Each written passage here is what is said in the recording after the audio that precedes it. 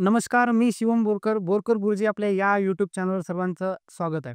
मागील लेक्चरमध्ये आपण सुरुवात केली होती आपल्या सेकंड चॅप्टर ज्याचं नाव होतं पायथागोरस थेरम.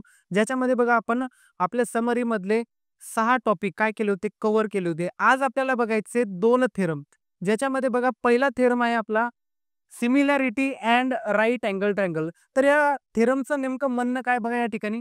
तर या ठिकाणी बघा सुरुवातीला एक डायग्राम काढत आहे. या ठिकाणी काय घेतलं आपण राईट अँगल ट्रायंगल. एक राईट अँगल ट्रायंगल घेतला ज्याच्यामध्ये बी अँगल काय घेतला आपण 90 डिग्रीचा.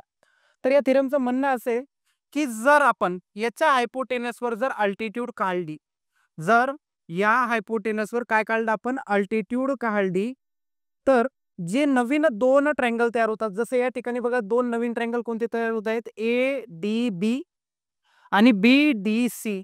आपल्याला ओरिजिनल ट्रायंगल सोबत काय दाखवायचे, सिमिलर दाखवायचे. म्हणजे ए डी बी सिमिलर दाखवायचा एबीसी सोबत, त्याच्यानंतर बी डी सी सिमिलर दाखवायचा एबीसी सोबत, आणि परत हे जे नवीन 2 ट्रायंगल्स तयार होत आहेत हे देखील आपल्याला काय दाखवायचे, सिमिलर दाखवायचे एकमेकांसोबत.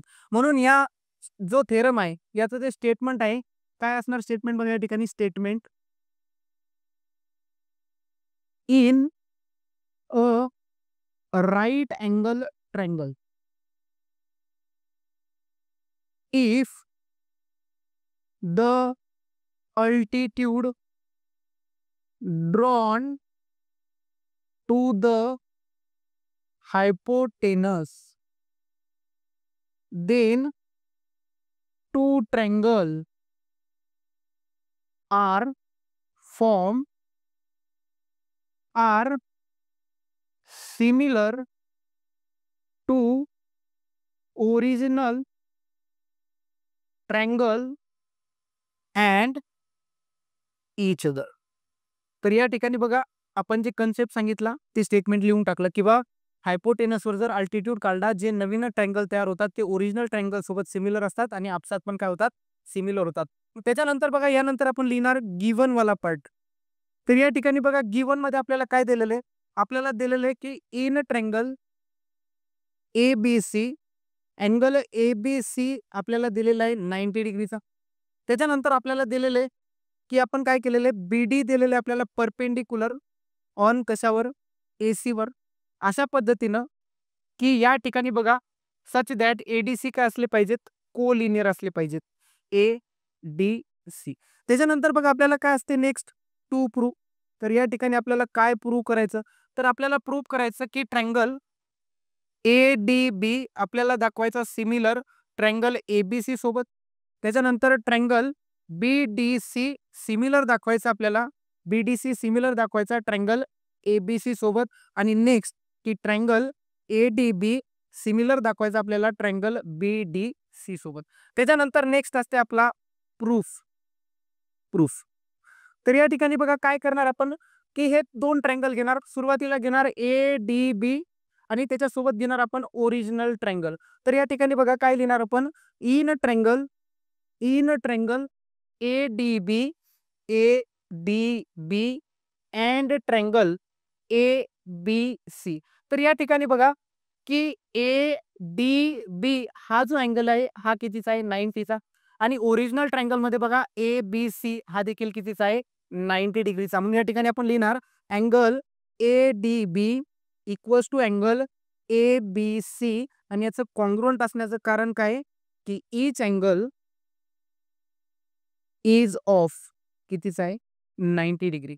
त्याच्यानंतर बघा या ठिकाणी की जर आपण हा ट्रायंगल बघत असणार तर या ट्रायंगल मध्ये हा अँगल बघा डी ए बी हा जो अँगल आहे ए, आणि मोठ्या ट्रायंगल मध्ये बघा सी ए बी, दोन्ही मध्ये कसा अँगल आहे, कॉमन अँगल आहे. म्हणून या ठिकाणी दोन्ही अँगल कसे होणार, कॉन्ग्रुएंट. म्हणून या ठिकाणी लिहिणार बघा आपण D A B, D A B congruent angle C A B.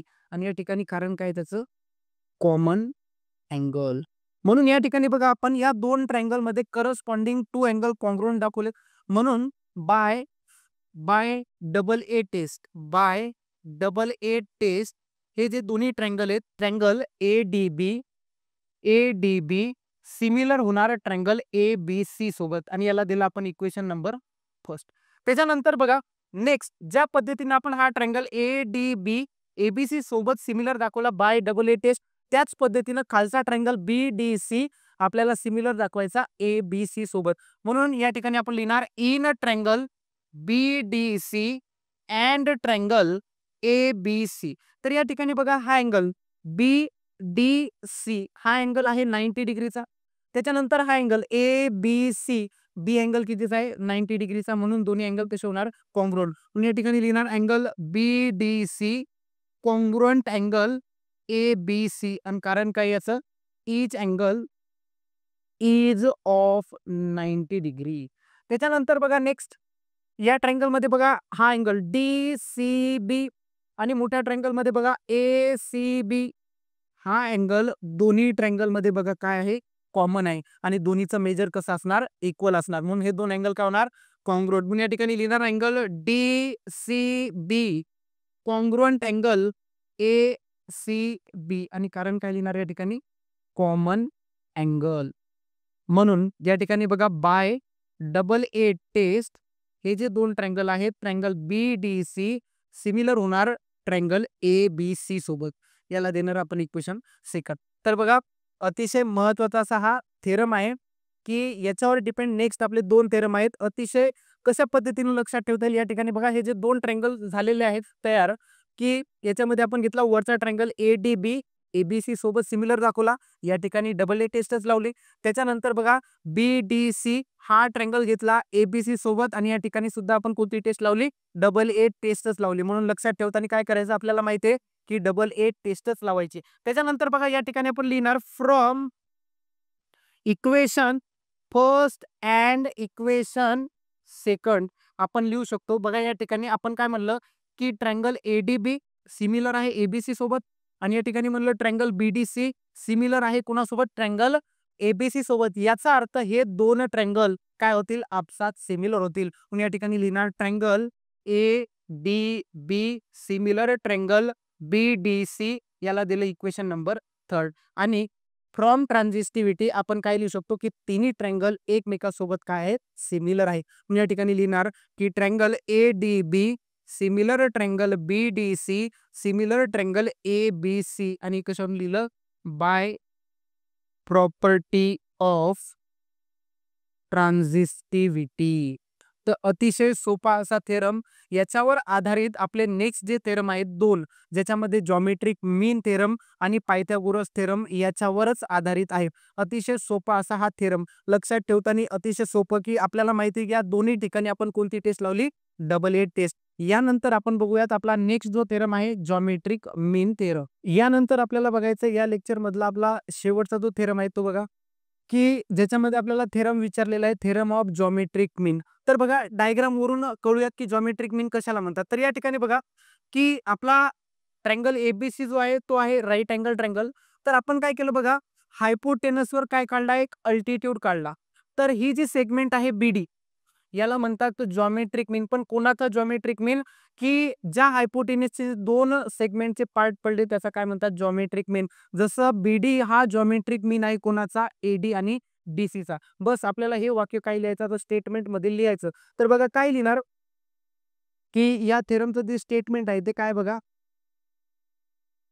In a right angle triangle if the perpendicular segment drawn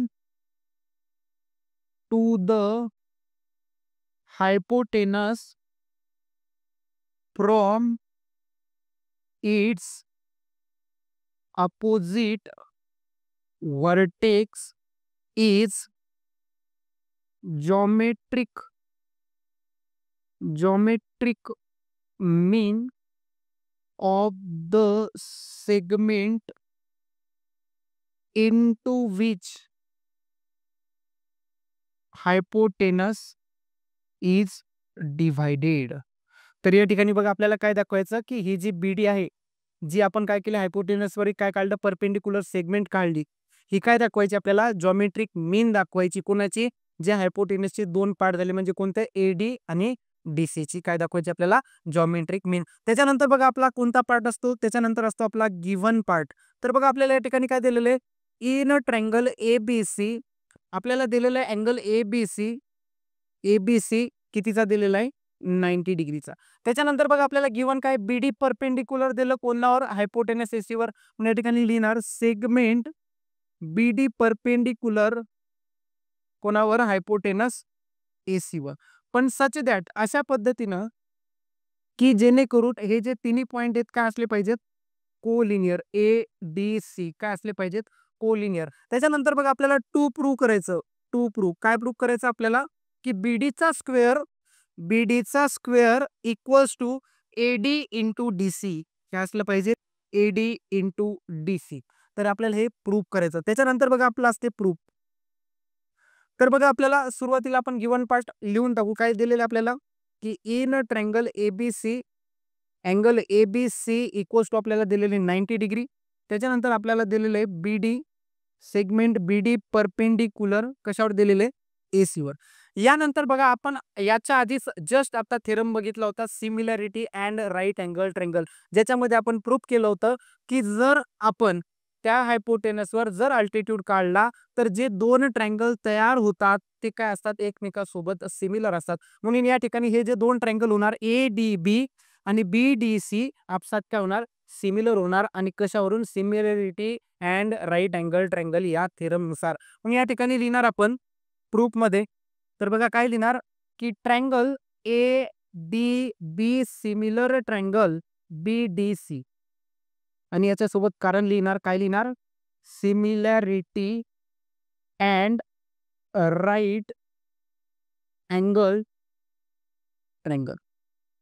जर हे दोन ट्रायंगल सिमिलर असतील तर त्याच्या बाजू आपण कशामध्ये लिहू शकतो प्रोपोर्शन मध्ये लिहू शकतो.